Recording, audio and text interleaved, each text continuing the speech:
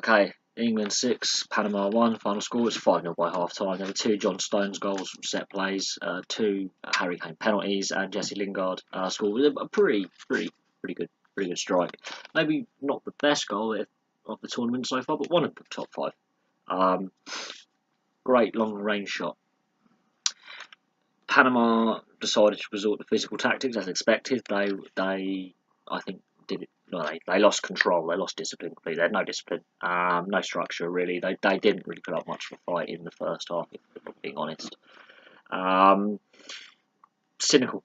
Much like when Argentina were getting beaten by Croatia, they decided just to be cynical, repetitive fouling, dirty play really, and that's a shame because I see this a lot with the South and Central American sides. When the game is going against them a little bit, or when they're on the back foot, they resort to this tactic. Now I know this has been going on in their style of football for a long time. They have the skill, they have the technical ability, and there occasionally is a very skillful player that comes out in these countries. But when it starts going against them, they just resort to cynical, petulant, sometimes really vicious challenges that aren't even attempts to get the ball. They're just there to hurt players. It happens, even to the most skillful sides and countries that have produced great talent like Uruguay, Brazil, and Argentina. They all do it. It seems to be part of their culture a little bit on the sporting side. When it goes wrong, they do silly things like this. Second half wasn't as good, but they did mention that the heat, humidity was having an effect. There were some changes made. Harry Kane gets a hat trick by accident, it deflects off him. Loftus-Cheek is going for a pile driver from outside the box, daisy cutter, and it pings off Harry Kane's heel, and the goalkeeper's wrong-footed and has no hope with it. That makes it 6 and a hat trick. Now, however, the pace of the game has completely dropped. I was hoping England would kick on with the substitutions. That didn't pan out. Harry Kane comes off. Henderson puts the captain's armband on. Vardy's up front. Vardy showed that he was willing to run the channels, but because the pace of the game had dropped and there was no real pace on the attack of the ball, that made no sense having Vardy just running around aimlessly, because there was no link-up play. Sterling becomes into a more central role, and Sterling was wasteful. He had a good opportunity, well off target. For some reason, Sterling in a England shirt is wasteful in front of goal and doesn't do what he does for Man City. Trippier has a slight knock, had to come off. Slight concern is he's been one of England's better players so far in both the warm-up and the 2 games so far. Very good set plays, crosses, making wide runs on the right. But Felipe Baloy gets Panama's goal from a free kick.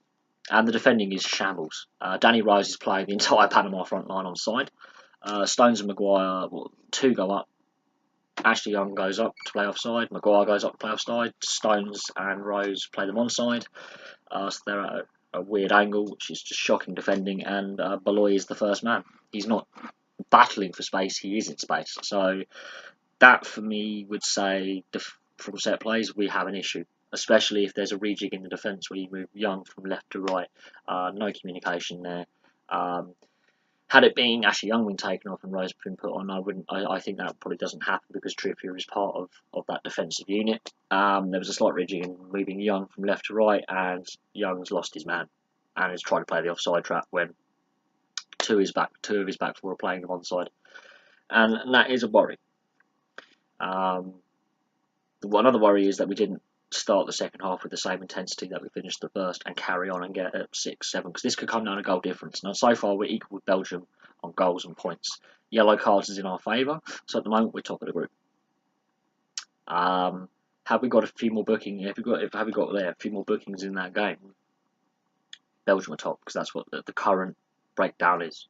Goals, same. Goals against, same. Bookings, we have 1 less, so therefore we're top. And it could come down to drawing of lots of who finishes first and second. And we don't know what's going to happen today in the other group with Colombia and Japan in. But depending on who gets through, that could, depend the route to the next round. And we've got to play Belgium yet. So that defensive issue is from the set play. It was really bad defending. Not gonna lie. The easing up again. Good first half, poor second half. It was not poor second half. It was a not as good second half, and this is another England issue. Is they're losing that intensity and they can't stay intense or keep the energy levels up for full 90 minutes. So that's something that needs to be looked at, is why in games we're good for part and then we fade out. Timings of changes, for example. I am aware that the heat is there, there is high humidity, and they should now be adapting to that. But overall, pretty happy. Harry Kane is now the top tournament goal scorer with 5 goals. He's ahead of Ronaldo and Lukaku, who've got 4 each. So all is it's a good solid start. There is something to look forward to against Belgium, because Belgium did only get 3 past this Panama side, so it seems that we dealt with Panama better. We learnt the lessons from the Tunisia game, where instead of being intense for a little bit at the first half, we were intense for the whole first half and parts of the second. But we need to work on being focused for the whole game, not most of it or parts of it, because there are phases where Panama had a lot of the ball. It wasn't as if like it was all England dominating. Panama had about 40% of the ball. And we were willing to give the ball up to them, hence why they got the free kick and hence why they got the goal. So there are some issues that need to be worked on, but overall, very good. Anyway, thank you very much for watching. Please like and subscribe, place your comments below, and I'll have some more videos for you later today. I've got some more games to watch. I've also got some other video content to do, and I've got also prepare and set up my second channel, The History Buffing, which will be coming online in the next couple of days. So keep your eyes peeled for that if you like your history and social stuff and some funny random facts and trivia. That's what that's going to be all about. It's going to be trivia, historical trivia, funny bits from history, some dark bits from history, and some, if you like your medieval history and stuff like that, that will be coming soon. So thank you very much for watching. Please like and subscribe, place your comments below, and I shall see you soon.